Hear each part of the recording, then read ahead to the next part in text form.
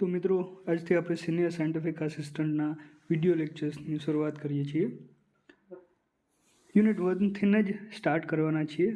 Syllabus 120 mark જે technical subject છે બહુ જ ઇઝી છે, આરામથી થઈ જશે. 1 by 1 યુનિટ લેશું અને બધા પૂરા કરવામાં આવશે. Please stay tune to YouTube channel. અને તમને નોટ્સ પણ ટેલિગ્રામ જ્યારે હું ગ્રુપ બનાવીશ ત્યારે તમને તેમાં લિંક પણ પ્રોવાઈડ કરી દેવામાં આવશે, જેના માટે તમે ડિસ્ક્રિપ્શન બોક્સમાં તમે ચેકઆઉટ કરી શકો. તો ચાલો, without wasting any time, senior scientific assistant unit 1 physical water parameters પર વાત કરીએ. તો આપણે એનું મેઝરમેન્ટ પહેલાં તો આપણે મેઝરમેન્ટની વાત કરી લઈએ. તો તમને ખ્યાલ હોવો જોઈએ પીપીએમનો. હવે બધા સાયન્સવાળા છે એટલે તમને ખબર જ હશે વોટ ઇઝ પીપીએમ, પાર્ટ્સ પર મિલિયન. એને 1 મિલીગ્રામ પર લીટરમાં માપવામાં આવે છે.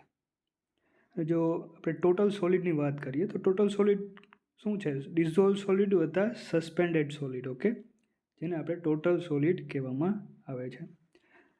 જો તમે વોટર સેમ્પલને 104 ડિગ્રી સેલ્સિયસ પર ગરમ કરો તો સસ્પેન્ડેડ સોલિડ્સ વધે છે, ઓકે. ગંદુ પાણી નથી હોતું તેની તો વાત થઈ રહી છે, ઓકે. હવે સસ્પેન્ડેડ સોલિડ્સ જે છે એને કઈ રીતે મેઝર કરવામાં આવે છે? તો એને ગ્રેવિમેટ્રિક ટેકનિકથી મેઝર કરવામાં આવે છે. સસ્પેન્ડેડ સોલિડ્સ જે છે એને કઈ રીતે મેઝર કરવાના? તો આપણે જે સેમ્પલ હોય એને હીટ કરવાનું છે 104 ડિગ્રી સેલ્સિયસ તાપમાને. તો બીજું બધું ઇવોપરેટ થઈ જશે ને આપણને જે રેસિડ્યુ મળશે એ જ આપણા સસ્પેન્ડેડ સોલિડ હશે, ઓકે. હવે જે ઓર્ગેનિક કન્ટેન્ટ છે ટોટલ સોલિડનું, એને કઈ રીતે ફાઇન્ડ આઉટ કરવાનું? એને 600 ડિગ્રી તાપમાને ગરમ કરીને ફાઇન્ડ આઉટ કરવાનું છે. અને સસ્પેન્ડેડ સોલિડ્સ જે છે એને વોલેટાઇલ સોલિડ્સ પણ કહેવામાં આવે છે. આ એમસીક્યુ પૂછાઈ શકે છે, એટલા માટે મેં કલરફુલ લખેલ છે. તો ઓર્ગેનિક કન્ટેન્ટને તમે 600 ડિગ્રી તાપમાને ગરમ કરો તો આપણને કાર્બન ડાયોક્સાઇડ, H2O અને બીજા ગેસીસ મળશે. આ સૂત્ર, આ જે પ્રક્રિયા છે ઇમ્પોર્ટન્ટ છે, પૂછી શકાય છે એક્ઝામમાં. હવે જે રિમેનિંગ સોલિડ્સ હશે એ કાં તો ઇનઓર્ગેનિક સોલિડ હશે અથવા તો ફિક્સ સોલિડ્સ હશે. તો આની પરમિસિબલ લિમિટ જે છે જનરલી એ કેટલી છે? 500 પાર્ટ્સ પર મિલિયનથી 200 પાર્ટ્સ પર મિલિયન. યાદ રાખો, એક પાર્ટ પર મિલિયન એટલે કે 1 મિલીગ્રામ પર લીટર. અને જે EPMC છે, EPMC એટલે એન્વાયરમેન્ટ પ્રોટેક્શન મેનેજમેન્ટ, એના દ્વારા જે આપવામાં આવેલ પરમિસિબલ લિમિટ છે એ 30 ppm છે. આનું ફૂલ ફોર્મ જે છે EPMCનું એ પણ પૂછાઈ શકે છે એક્ઝામમાં. હવે આપણે ટર્બિડિટીની વાત કરીએ, બરાબર, કેટલું પાણી ગંદુ છે એના ઉપર વાત કરીએ. સો ટર્બિડિટી શું છે? So is the measure of extent to which light is either absorbed or scattered by suspended material in water. તો જે વોટરમાં જે આપણું ગંદુ પાણી છે વોટર, બરાબર, એમાં જે લાઇટ જે છે એ કેટલી રિફ્લેક્ટ થઈ જાય છે, કેટલી સ્કેટર્ડ થઈ જાય છે, બરાબર, એનું મેઝરમેન્ટ છે ટર્બિડિટી. તો એને મેઝર કઈ રીતે કરવામાં આવે છે?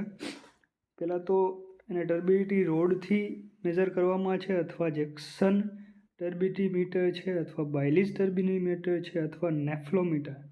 આ મસ્ટ યુઝડ મીટર છે. તો આ 4ના MCQ બની શકે છે કે ટર્બિડિટી શેનાથી માપવામાં આવે છે. તો શક્યતા છે કે 4 પૂછાઈ શકે એક્ઝામમાં. તો આપણે ટર્બિડિટી રોડની વાત કરીએ તો આ એનું કન્સ્ટ્રક્શન છે. અહીંયા આપણે આંખ રાખવાની છે, આ આઈ માર્ક છે, આ ટેપ ગ્રેજ્યુએટેડ છે, અને આ એલ્યુમિનિયમનો રોડ છે, અને આ પ્લેટિનિયમ નીડલ છે. તો આ જે પ્લેટિનિયમ નીડલ જે છે આપણે વોટરમાં ડૂબાડવાની છે, ઓકે. અને જેટલા ડેપ્થ સુધી, માની લ્યો કે આ વોટર લેવલ છે, તમે આ નીડલને ડૂબાડી તો તમને અહીંયા સુધી જ એ વિઝિબલ દેખાય છે બહારથી, પછી દેખાતી નથી, ઓકે. તો આ એની ટર્બિડિટી થશે. તો આ ફિલ્ડ મેથડ છે, ઓકે. જેમ ડેપ્થ વધુ વિઝિબલ હોય તેમ ટર્બિડિટી એની કેવી હશે? ઓછી હશે, લેસ હશે. સો એનો યુનિટ છે STU, સિલિકા ટર્બિડિટી યુનિટ. અને પરમિસિબલ લિમિટ એની છે 5 થી 10 પાર્ટ્સ પર મિલિયન. હવે આપણે જો જેક્સન ટર્બિડીમીટરની વાત કરીએ તો એનું મેં ઇમેજ રાખેલ નથી, પણ તમે ગૂગલ કરી શકો છો. તો આ ડ્રિંકિંગ વોટરમાં આપણે આનો યુઝ કરતા નથી આ મેથડનો, અને આની મેઝરમેન્ટ યુનિટ જે છે JTU છે, જેક્સન ટર્બિડિટી યુનિટ. ઓકે, અને આ મેઝર કરે છે 25 પાર્ટ્સ પર મિલિયન, મોર દેન 25 પાર્ટ્સ પર મિલિયન ટર્બિડિટી. ઓકે, તો આ બધા MCQ બની શકે છે કે જેક્સન ટર્બિડીમીટર કેટલું મેઝર કરે છે, તો 25 પાર્ટ્સ પર મિલિયન અથવા એથી વધુ. હવે બાયલીઝ ટર્બિડીમીટર અને નેફ્લોમીટરની વાત કરીએ તો it is based on colour matching technique. Colour matching technique પર આધારિત છે. So in this even a small turbidity of 1 unit or less than 1 unit can be measured. તો એક અથવા એકથી ઓછા યુનિટની ટર્બિડિટી પણ તમે મેઝર કરી શકો છો. આ ટોટલી કલર બેઝડ છે, કલરવાળું પાણી હોય તેના માટે. So these are widely used for domestic water supply. જે ડોમેસ્ટિક વોટર સપ્લાય છે એમાં આનો ખાસો ઉપયોગ થાય છે. હવે જો આપણે નેફ્લોમીટર ટર્બિડીમીટરની વાત કરીએ તો nephelometer light intensity. So nephelometer light intensity is measured at right angle to the incident ray. જેમ કે આ ઇન્સિડન્ટ રે છે તો આપણે એના રાઇટ એંગલ એટલે કે અહીંયાથી જોવાનું છે. આ નેફ્લોમીટર જે છે લાઇટ ઇન્ટેન્સિટી આ રીતે મેઝર કરે છે. So its principle is scattering principle such that an instrument the sample scatter the light that impinges on it. Scattering means લાઇટનું વિખેરિત થવું. ઓકે, તો આના પર એ બેઝડ છે. તો આ જે સ્કેટરિંગ છે એ કેના દ્વારા મેઝર કરવામાં આવે છે અને કઈ રીતે? તો આપણે જે ફોટોમીટર છે એને રાઇટ એંગલ એટલે કે 90 ડિગ્રીએ રાખવાનું છે ઓરિજિનલ ડાયરેક્શનથી, જે આપણો લાઇટ સોર્સ છે તેનાથી. So in this formazin polymer is used rather than silica. એટલે આપણે અહીંયા ફર્મિઝાઇન પોલિમરનો યુઝ કરવાનો છે, કેમાં નેફ્લોમીટરમાં. સિલિકાનો યુઝ કરવાનો નથી. આનો યુનિટ છે NTU એટલે કે nephelometer turbidity unit. Formazin turbidity unit is also called FTU. હવે જો આની એક્સેપ્ટેબલ લિમિટ જે છે IS 10500:2012 ઇઝ બિટવીન 1 થી 5 NTU. તો આ બિલકુલ એક્ઝામમાં પૂછાઈ શકે છે. Nephelometer is based on scattering of light principle. એક્ઝામમાં તમને ક્વેશ્ચન પૂછી શકે કે કયું મીટર જે છે એ સ્કેટરિંગ પ્રિન્સિપલ પર આધારિત છે, તો એમાં આન્સર આવશે nephelometer. So colour is caused by suspended and dissolve matter in water. So વોટરમાં જે સસ્પેન્ડેડ એન્ડ ડિઝોલ્વ હશે, અશુદ્ધિઓ પણ કહી શકો તમે, બરાબર, એનાથી કલર આવે છે. So heavy growth of algae may also impart colour to the water. જે આપણા ડિફરન્ટ સમુદ્ર છે અથવા તમે નદી તળાવ લઈ લો તો એના કલર અલગ અલગ હોય છે, લીલો, ભૂરો, રાખોડી. તો it depends on the suspended solid and dissolve matter in this water. Okay, હવે પ્રોબ્લેમ ડ્યુ ટુ કલર. તો કલરથી પ્રોબ્લેમ શું થાય છે? So coloured water is not suitable for dyeing purpose. Dyeing purpose એટલે કે આપણે જો કલર કરવો હોય તો એમાં કલરવાળું વોટર જરા પણ ઉપયોગમાં આવતું નથી. ઓર્ગેનિક કમ્પાઉન્ડ્સ કોઝિંગ કલર મે એક્ઝર્ટ ક્લોરિન ડિમાન્ડ. એટલે કે જે ઓર્ગેનિક કમ્પાઉન્ડ રહેલા છે કલર્ડ વોટરમાં એ ક્લોરિન ડિમાન્ડ વધારે છે, એટલે એની ઇફેક્ટિવનેસ જે છે ડિસઇન્ફેક્શનની એ ઓછી થઈ જાય છે. Phenolic compound with chlorine produces taste and order.